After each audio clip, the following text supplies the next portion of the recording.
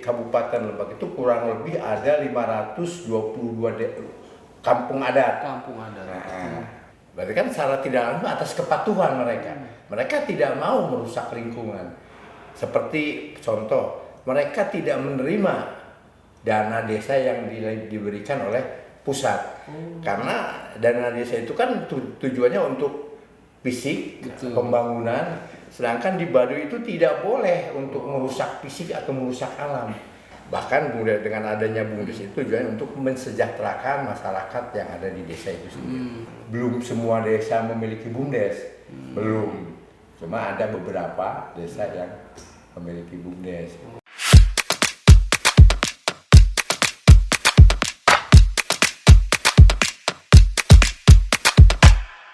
Assalamualaikum warahmatullahi wabarakatuh.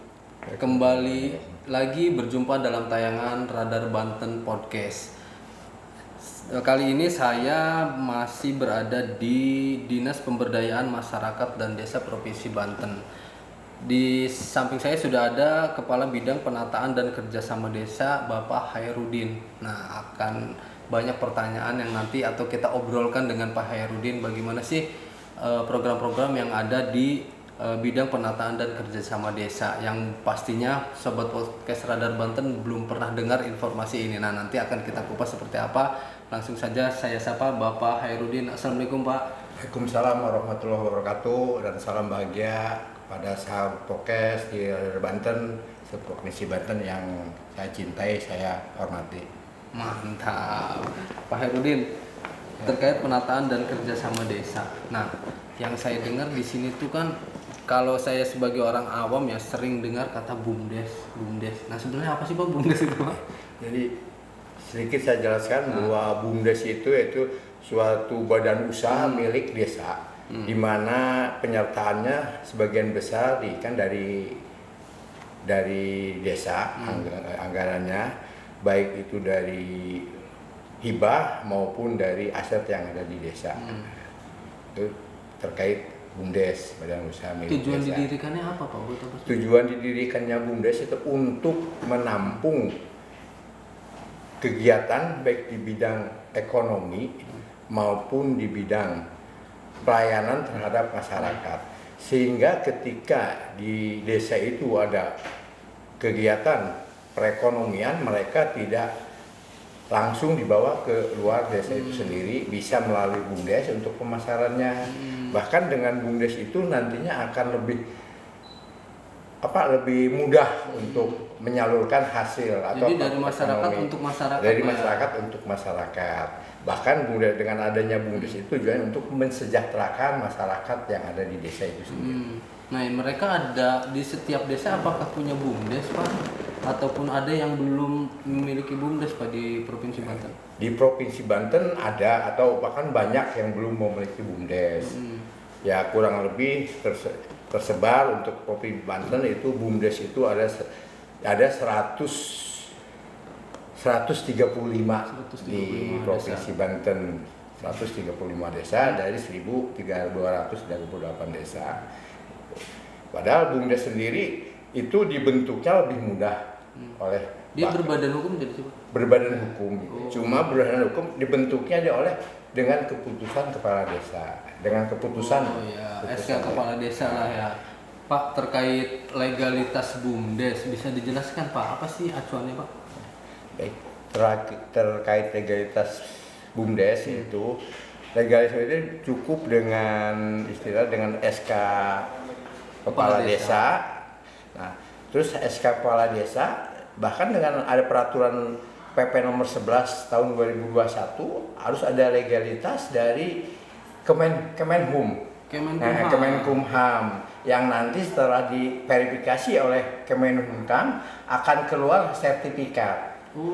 Sertifikat dari Kemenkumham menyatakan bahwa itu BUMDes sudah jadi memperkuat SK kepala desa, sertifikat dari Kemenkumham itu tadi. Kemenkumham. Kalau secara strukturnya Pak? Baik, salah struktur BUMDes yaitu BUMDes itu terdiri dari satu ex officio kepala desa. Nah, ex officio kepala desa.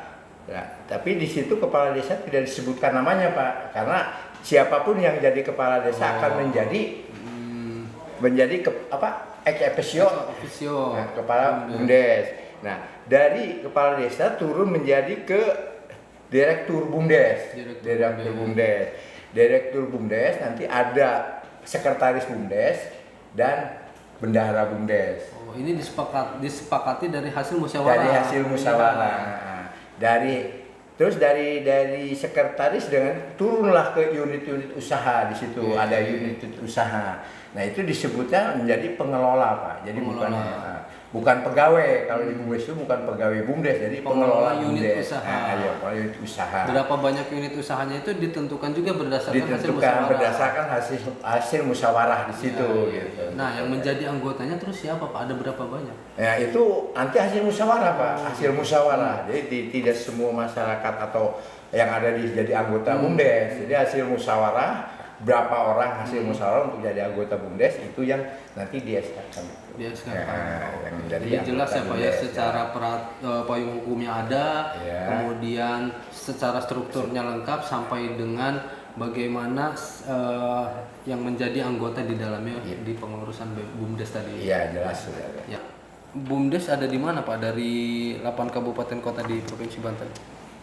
Sebaran nanti sebentar apa beda BUMDes dan BUMDesma Pak? Kalau BUMDes itu badan usaha milik desa, adanya di satu desa. Tapi kalau BUMDesma itu badan usaha milik bersama. Bisa itu di antara satu desa dengan desa lain dia mempunyai suatu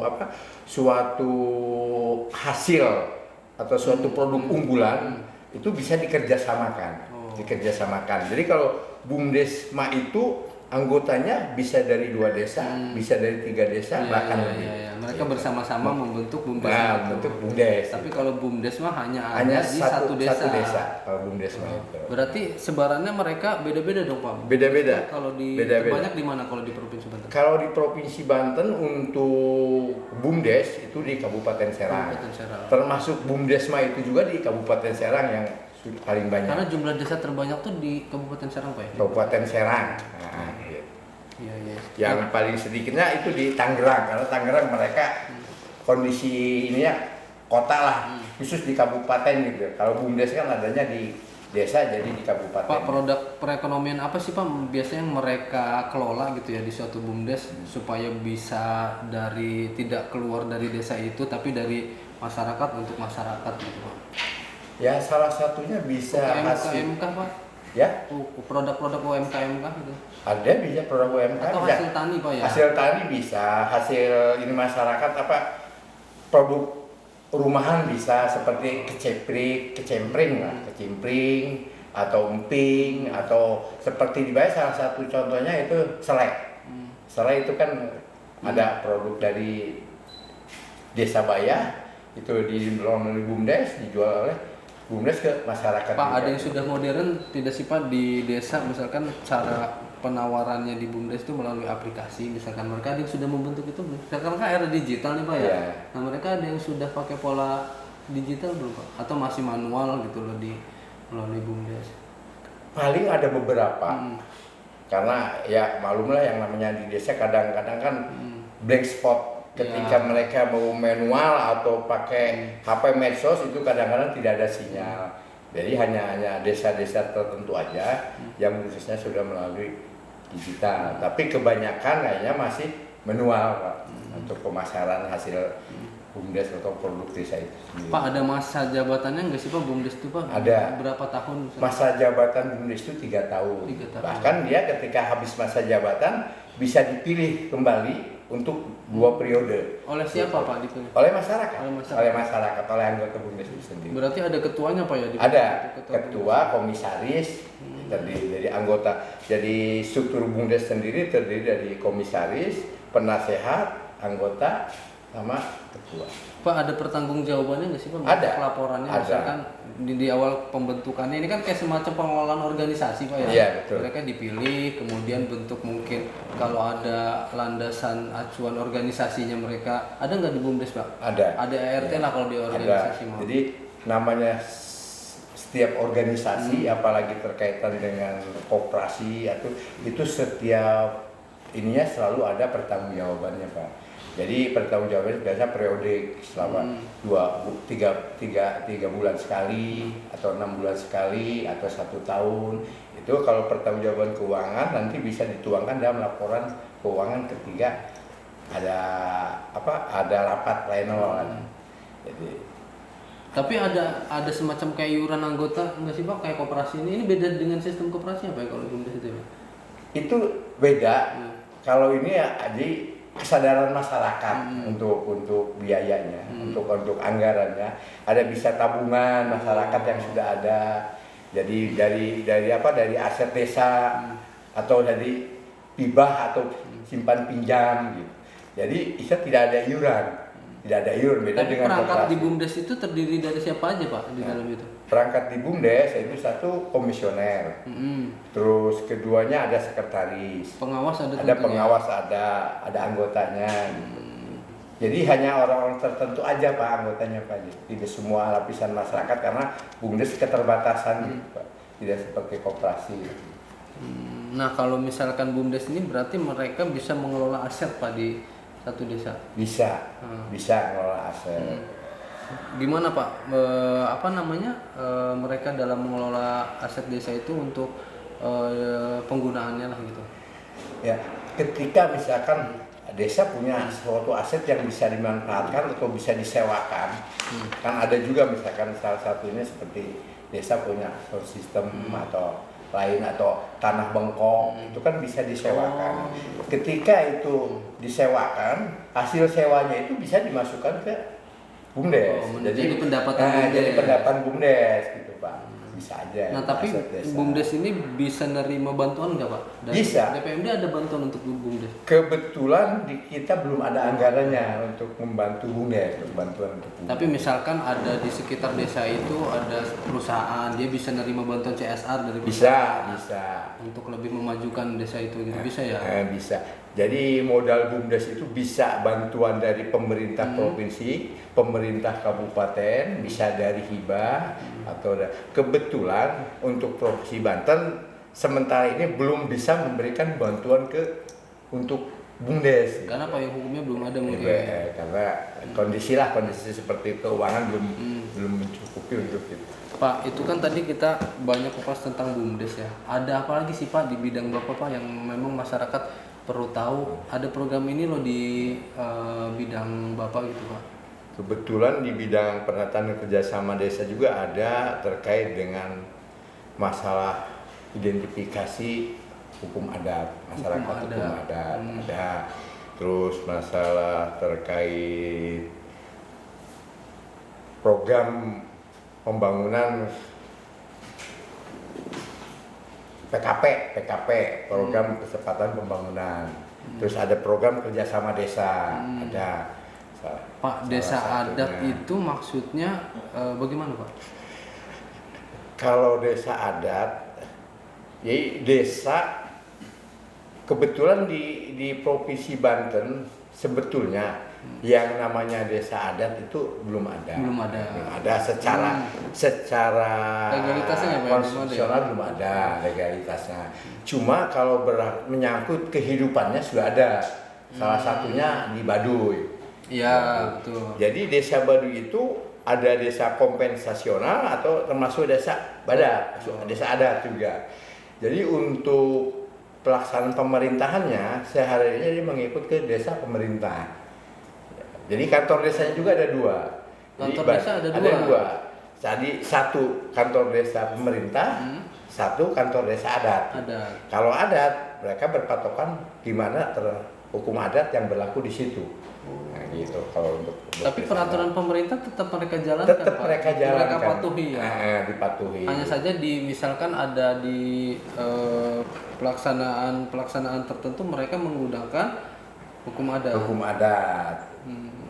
Jadi untuk seperti gini Pak Punten terkait pemilihan kepala desa di sana tidak ada pemilihan Pak. Ditunjuk ketika kepala desa itu meninggal, ditunjuk itu hasil wangsit dari puun yang ada di sana. Sudah tradisi turun temurun. Dan pemerintah pun nggak bisa mengganti itu Pak. Nggak bisa mengganti. Tapi ketika sudah ada ditunjuk calon kepala desanya, ketika pelantikan nanti dilantiknya oleh bupati. Oh iya. Tapi keberadaannya kemudian diakui oleh pemerintah. Diakui oleh pemerintah. Kabupaten ya. Kabupaten. Pak, ada berapa Pak kalau di Kabupaten Lebak ya Pak ya? Kabupaten Desa Lebak. yang menggunakan hukum adat. Berarti bukan desa adat kan? Bukan. Desa yang menggunakan hukum adat. Jadi beda desa adat dengan masyarakat hukum adat. Masyarakat hukum adat. Kalau desa adat sementara tadi itu ya saya sampaikan belum ada, cuma kalau secara kehidupan sehari mengadat sudah ada di Baduy. Tapi kalau masalah hukum adat di Kabupaten Lebak itu kurang lebih ada 522 kampung adat. Kampung adat. Nah, yang mereka kehidupan sehari-harinya hampir terpaku pada kondisi adat yang ada di kampung mereka masing-masing. Pak, kehidupan mereka biasanya lebih tertib atau gimana? Karena kan menghargai nilai-nilai budaya leluhur biasanya Pak ya kalau yang masyarakat adat ya Pak ya.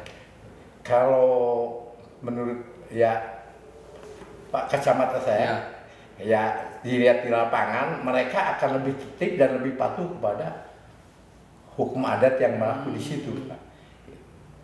Hidupnya lebih patuh lah, lebih tertib dari kita lah. Tapi ada pembinaan nggak sih Pak dari DPMD sendiri Pak untuk mereka masyarakat adat ini Pak? Ya ada pembinaan tapi nggak terlalu ini. Atau menjadi tupoksinya kabupaten kota Pak ya? Iya, tupoksi kabupaten kota. Kebetulan tugas pemerintah Provinsi Banten hanya sebatas tadi itulah hanya sebatas pembinaan tapi nggak terlalu sampai ya karena kewenangannya itu kewenangan kabupaten kota Pak.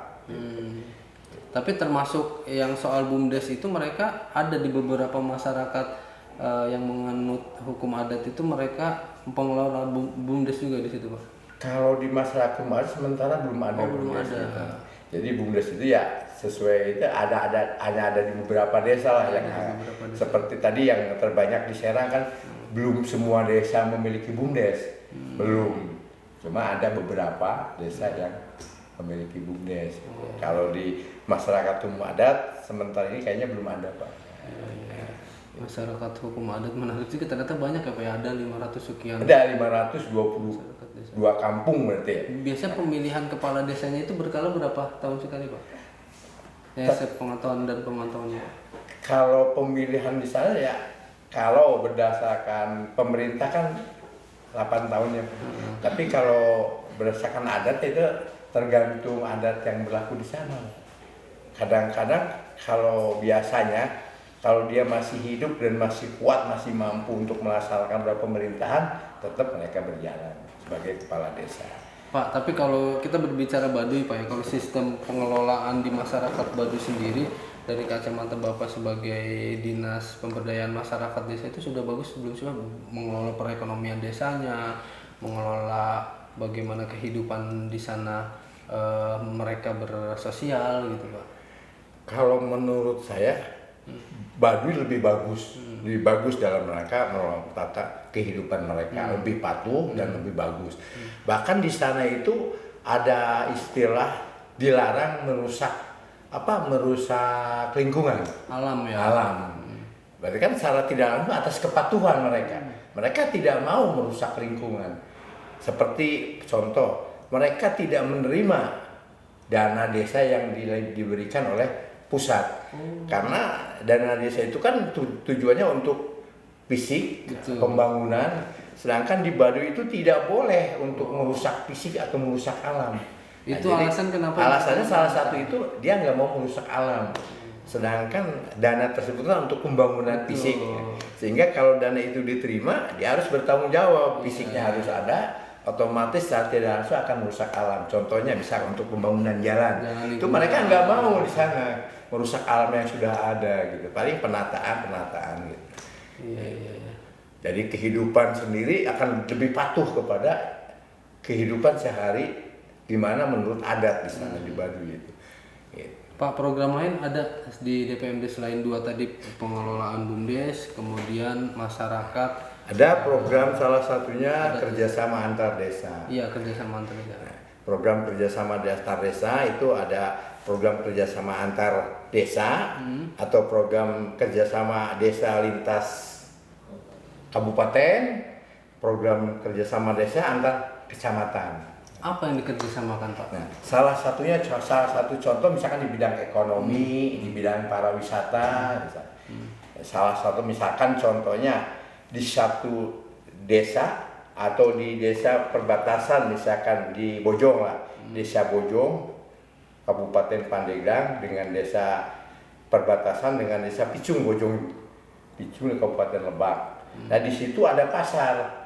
Nah, pasar itu ada di desa yang ada di Kabupaten Pandeglang.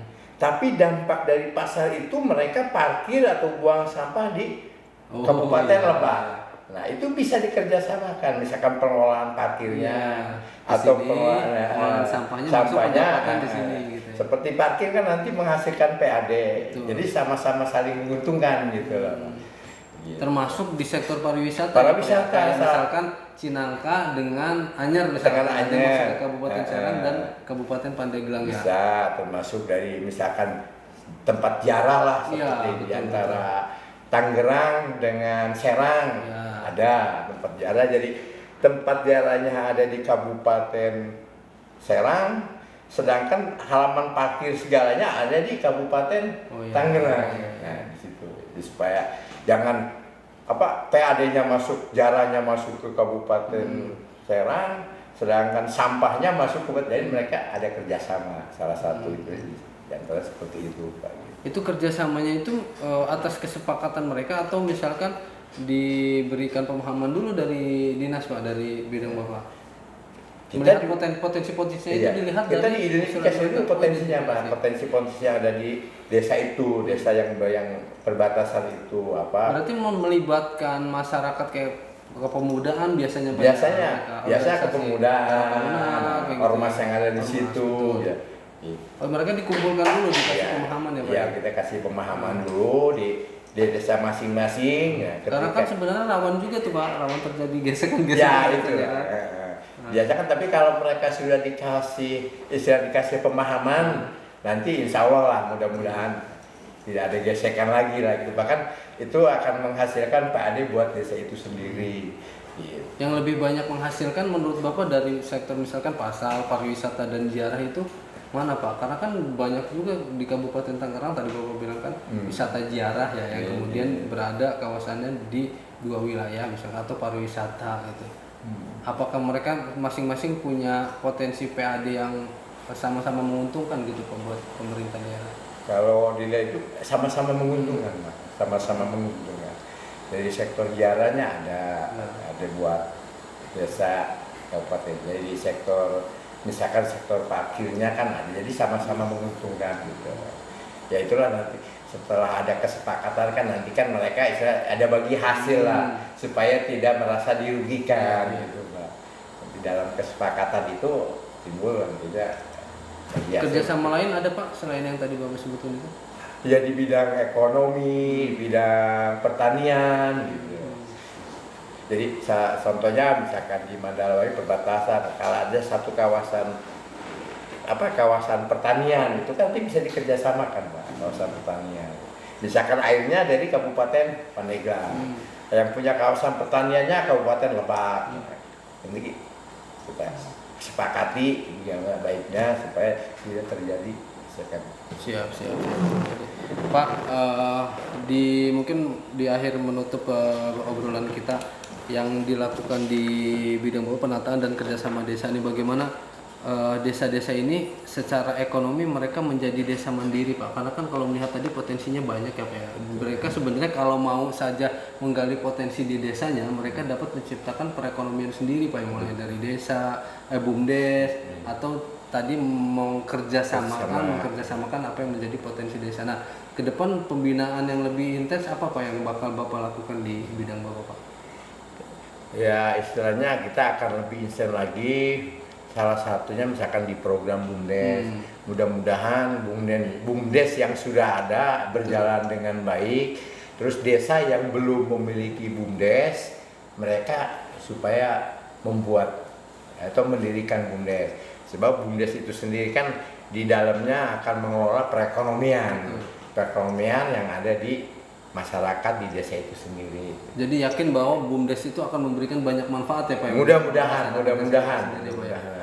Baik. Terima kasih Pak atas kebersamaannya Sobat Podcast Radar Banten. Itu tadi obrolan kita dengan Pak Herudin, Kepala Bidang Penataan dan Kerjasama Desa. Banyak informasi yang ternyata kita tidak tahu nih Pak, menjadi tahu. Kemudian bagaimana masyarakat di desa juga mampu secara ekonomi bisa lebih mandiri dengan nanti tim dari Dinas Pemberdayaan Masyarakat Desa ini melakukan banyak edukasi ke masyarakat. Terima kasih di akhir perjumpaan obrolan kita.